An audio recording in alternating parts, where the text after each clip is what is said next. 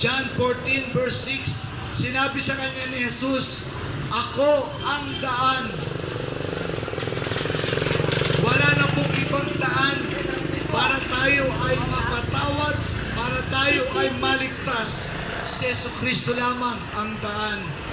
At sabi nito, ang katotohanan, kapag hindi si Jesus ang iyong sinasampalatayanan, ang iyong Diyos, kapatid, mabilis pa sana sa kwando umalis ka dyan, sapagkat si Jesus lang ang katotohanan.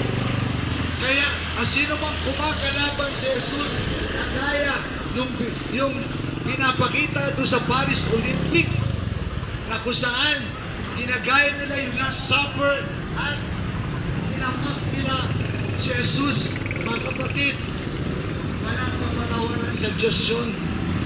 Walang kapatawaran sa Diyos.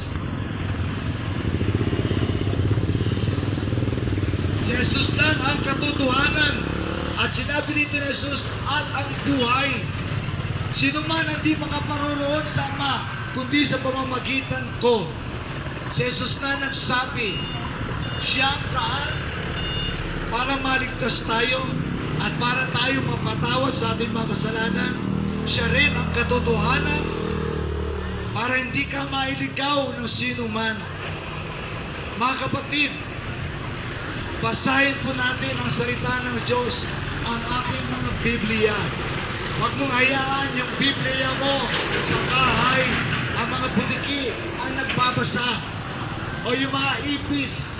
Mga kapatid, ang tao dapat nagbabasa ng salita ng Diyos para hindi ka mailigaw ng sino man, sapagkat nasa Biblia ang katotohanan at si Jesus mismo ang nagsabi, siya ang katotohanan.